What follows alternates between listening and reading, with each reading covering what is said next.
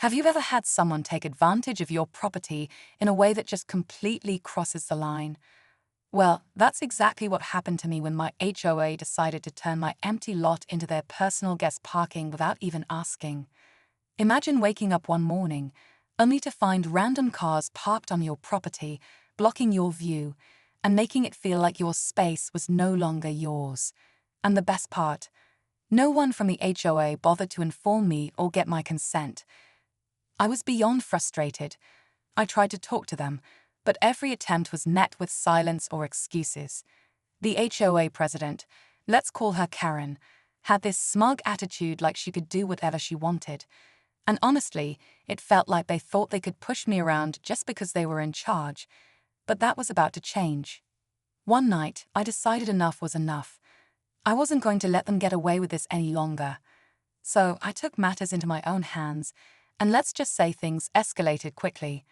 I installed spikes and set up cameras, all while they were none the wiser. What happened next?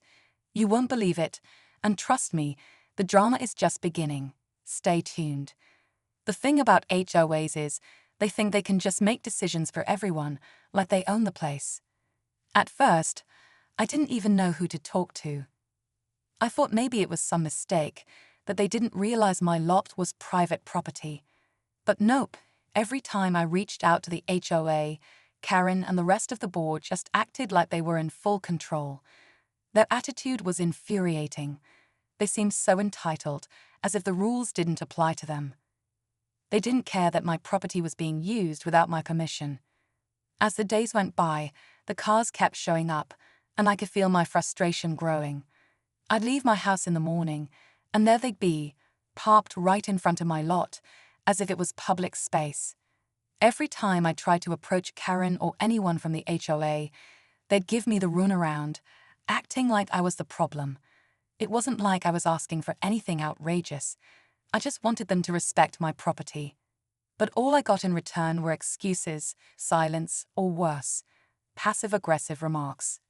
That's when I started to feel like the only way to get through to them was to do something they wouldn't expect. So one night, I decided to turn the tables. The stakes were high, and I knew I had to act fast before things got even worse. What happened next? Well, it didn't go down like anyone could have predicted. Keep watching. As the days passed, I couldn't shake the feeling that I was being pushed into a corner. The more I tried to reason with the HOA, the more they treated me like I was the unreasonable one. The cars kept showing up, and with each one, I could feel my patience slipping further. It wasn't just about the parking anymore, it was about respect. It was about standing up for myself when it felt like no one else cared. The HOA had crossed a line, and now it was my turn to take control of the situation. The tension at home was building too. I'd wake up every morning, look out the window, and see the same scene. Cars, blocking my space, while I was left feeling helpless. My neighbors, who had once been friendly, were now avoiding eye contact. It was like they were all scared of rocking the boat. I started to realize that the HOA had a grip on everything, even the people around me. It was as if I was the only one who saw how messed up it all was. The more I thought about it, the more isolated I felt. No one was willing to stand up, not even when they could clearly see what was happening. So that night, I made up my mind. I wasn't going to just let this slide. I needed something more than just words to make them listen. It had to be something bold, something that would force them to notice. I started gathering supplies, spikes, cameras, everything I'd need to take back control. My heart was racing as I set up, knowing full well that this wasn't going to be a quiet resolution. I could feel the weight of what I was about to do, but the thought of letting Karen and the HOA get away with it kept pushing me forward. They thought they could push me around. I was about to show them just how wrong they were. But then, just as I was finishing setting up, something unexpected happened. A car pulled up, one I didn't recognize. My stomach dropped. Who was this? Why were they here? And what would they do when they saw what I had just done? The suspense was killing me, and I knew that whatever happened next, it was going to be huge. As the car rolled into view, I froze. It wasn't like the usual cars that had been parked there every day. This one was sleek, clean, and definitely didn't belong in a space that was supposed to be mine. I watched from the shadows, my heart pounding in my chest. The headlights flickered as the car came to a stop right in front of the lot. For a moment, everything felt like it was happening in slow motion. I couldn't believe what I was seeing. Was someone from the HOA finally showing up to confront me? Or worse, was this someone trying to take advantage of the chaos I'd already stirred up? The driver stepped out, and my blood ran cold when I saw who it was. Karen, the HOA president. She was wearing that same smart look, the one she always had whenever she thought she was in control. But tonight, I wasn't going to let her dictate the situation. I gripped the remote in my hand, my fingers trembling slightly. The spikes were in place, the cameras were ready. I could feel my nerves starting to boil over. This was it. The moment I had been waiting for was finally here. I watched her walk toward the lot, oblivious to what I'd done. She casually unlocked the back door of her car and pulled out a few bags, clearly planning to make herself comfortable. Every step she took was like a countdown. She didn't know what was coming. I couldn't let her get away with this, not after everything. But then, something strange happened. She looked around, almost as if she sensed something was off.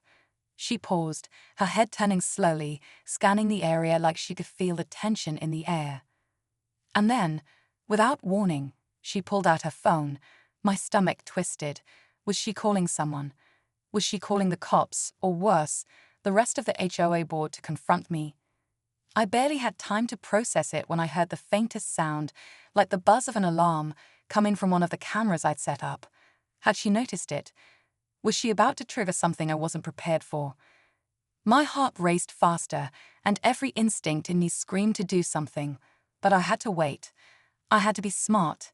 The stakes had never been higher. What was she going to do next? And would I be ready to deal with the fallout?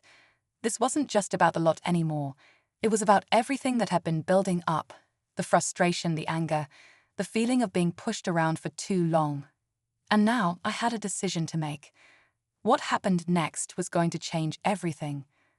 Just as I braced myself for whatever Karen was about to do next, something completely unexpected happened. The faint buzzing from the camera turned into a loud, unmistakable alarm. My heart skipped a beat. I had programmed the cameras to trigger if they detected any movement, but I hadn't expected it to go off this early. I froze, watching Karen's every move.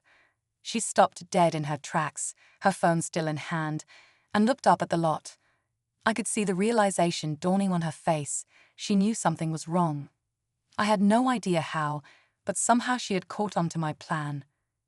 But just when I thought things couldn't get more intense, I heard the sound of another car pulling up from behind.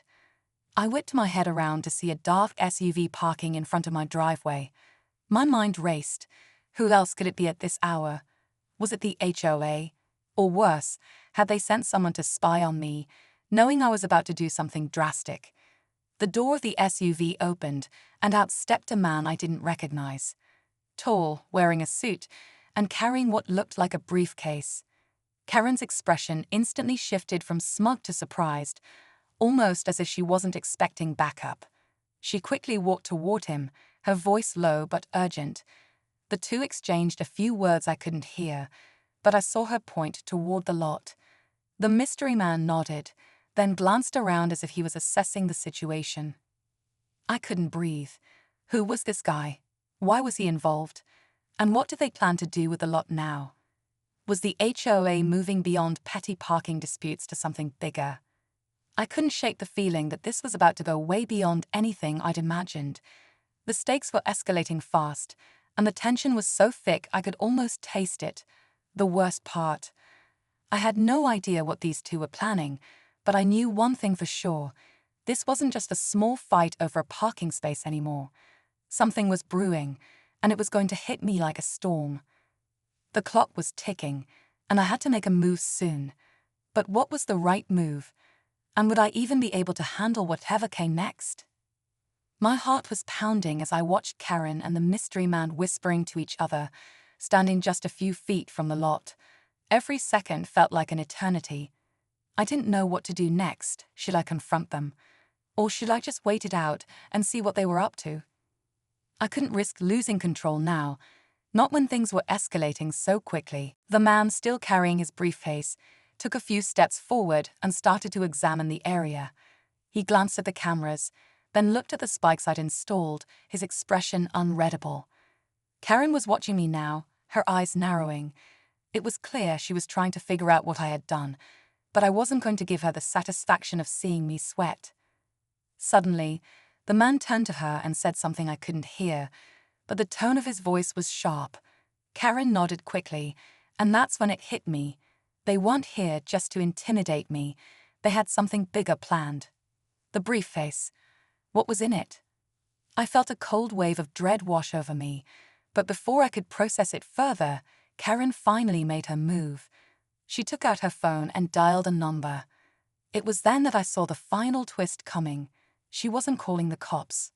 She was calling a lawyer. I stood there frozen, realizing that this whole situation was spiraling far beyond what I had expected. They were taking legal action. Karen and the HOA weren't just playing mind games anymore. They were preparing for a full-on legal battle. As Karen spoke into the phone, I could hear her explaining that they had discovered unauthorized modifications to the property, hinting at the possibility of a lawsuit. My stomach dropped. This wasn't just about the lot anymore. This was about to turn into something much bigger, something that could cost me more than I was willing to lose. But just as I was trying to wrap my head around this new, terrifying development, the man with the briefcase took a step back, paused, and looked straight at me. He smiled.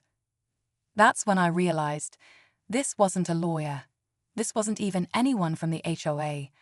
This was someone they had hired to intimidate me. Someone trained to handle situations like mine. The shock hit me like a ton of bricks. The truth was more twisted than I could have imagined. Karen and the board had been playing me the whole time, using their connections to make this situation seem worse than it was, all while planning to take it to the next level. Before I could react, the mystery man turned to walk away. And just as he did, he dropped a business card on the ground. I bent down to pick it up, my hands shaking, and read the name, Derek L. Craven, Specialized Litigation Consultant. It felt like a punch to the gut. This was just the beginning of a much larger battle than I ever could have prepared for. But one thing was for sure, I wasn't going down without a fight. The HOA had made a dangerous move, but I wasn't about to let them have the last word. The game had changed, and now it was my turn to make the next move. The next few weeks were a blur. I didn't waste any time. After discovering Derek's business card, I knew the HOA wasn't just playing games anymore. I immediately sought out my own legal counsel. The moment I walked into the lawyer's office, I could feel the weight of everything I had been through. My attorney was sharp, and he immediately took the case seriously. We combed through the HOA's actions and found that they had crossed several lines, violating property rights, harassment, and even potential fraud. I wasn't just going to roll over. The tension with Karen and the HOA only grew, but I wasn't backing down. The threats, the intimidation, it all stopped the moment the legal letters started rolling in. The HOA quickly realized they had messed with the wrong person. Within weeks, Karen and the board started backing off, offering a settlement to avoid further legal consequences. It wasn't the peaceful resolution I had originally hoped for, but it was satisfying to know that I had forced them to recognize my rights. In the end, I regained control of my property, and the lot was finally mine again.